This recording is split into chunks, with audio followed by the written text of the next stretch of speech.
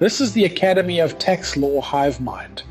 Today we're going to dive into a recent and important judgment from the European Court of Justice, which brings to the forefront the delicate balance between tax planning and anti-avoidance measures in the context of multinational enterprises. The case in question is XBV versus Netherlands, and it addresses a key aspect of corporate taxation, the treatment of interest deductions on intra-group loans, and how these can be restricted if they are deemed part of what is known as a wholly artificial arrangement. The original summary was written by Dr. Daniel N. Erasmus, and a link to the summary is available in the description below. This recording is by Gilbert Ferreira of the Academy of Tax Law.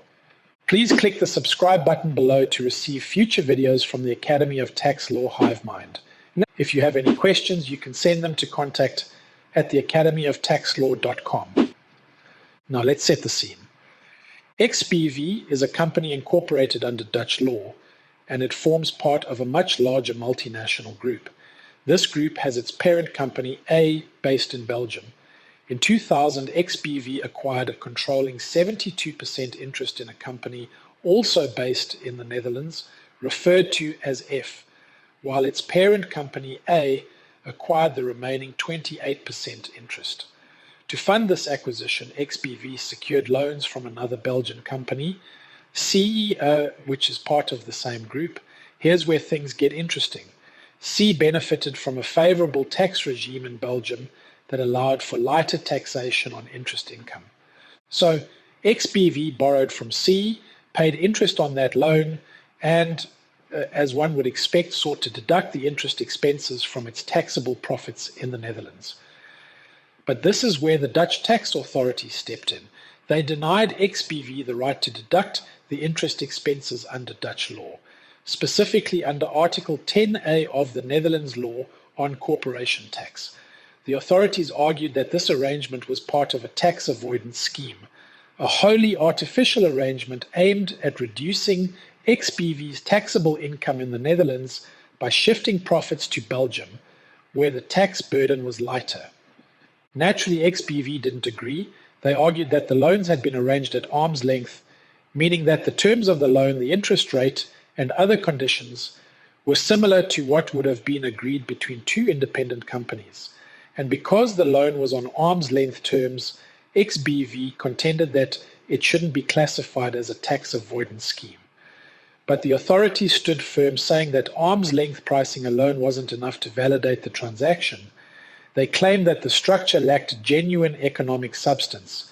Now, the key issue before the court was whether the Netherlands legislation, which restricts the deduction of interest on loans between related companies, was compatible with Article 49 TFEU, which guarantees freedom of establishment across EU member states.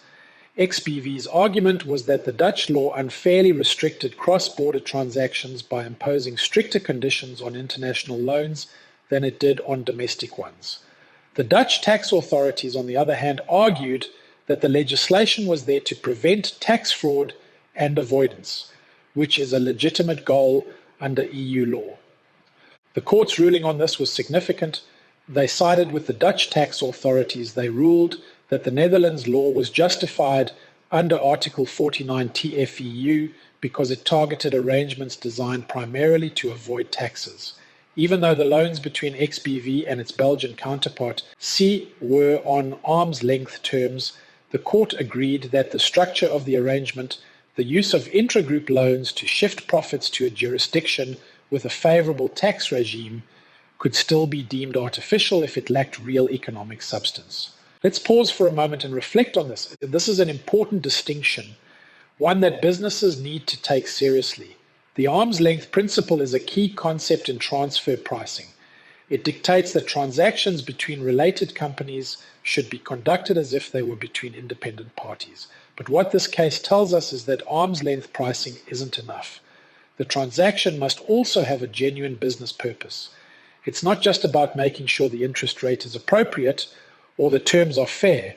It's about ensuring that the transaction is rooted in economic reality, not just structured to take advantage of a tax loophole. So what did the court decide? The court found that the Dutch law, which denied XBV's deduction of interest, did not violate EU law. The law was seen as a proportionate measure to prevent tax avoidance. The court noted that the law still allowed interest deductions in cases where the taxpayer could demonstrate that the loan and the related transaction were driven by commercial reasons rather than tax considerations. In this case, XBV had failed to prove that the transaction had such economic substance. This leads us to a crucial takeaway. It's not enough for a transaction to be priced at arm's length. Even if the formal terms of the loan appear fair, if the primary motivation behind the transaction is tax avoidance, such as shifting profits to a low tax jurisdiction, then the authorities are well within their rights to deny any tax benefit arising from that transaction. Now, this ruling has significant implications for multinational enterprises. It signals that tax authorities across the EU are becoming increasingly vigilant in their efforts to clamp down on what they see as artificial tax arrangements, particularly when they involve intragroup financing. Multinational businesses must ensure that their cross-border transactions are backed by genuine commercial reasons and not just designed to reduce their overall tax burden. Otherwise, they risk having their tax benefits denied and facing costly legal battles like this one. For tax authorities, this ruling serves as a powerful tool.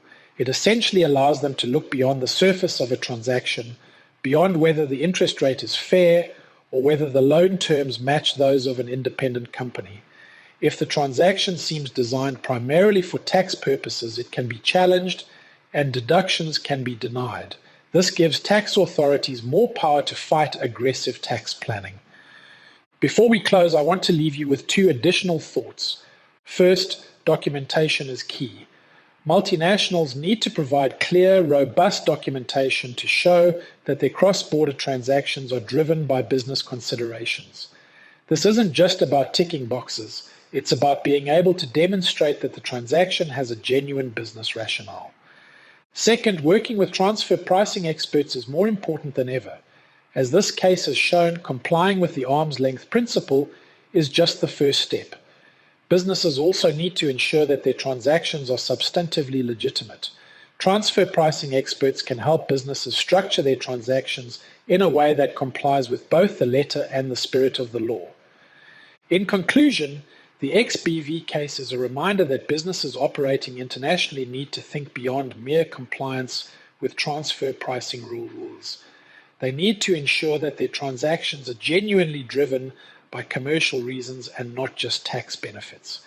This ruling gives tax authorities more leverage in preventing tax avoidance, and it highlights the importance of tax risk management in today's regulatory environment.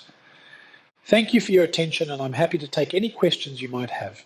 Please send your questions to contact@academyoftaxlaw.com. Please remember to click the subscribe button.